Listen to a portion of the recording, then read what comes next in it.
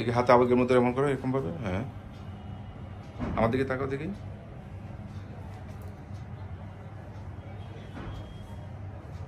কতদিন যাবো এমন কাঁপতেছে?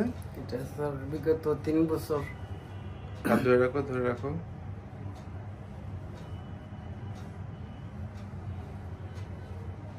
ঠিক আছে, হাঁটো তো দেখি, এদিকে আসো দেখি। দেখি ওইদিকে যাও, ওইদিকে যাও, এমনি আমার কাছে আসো দেখি।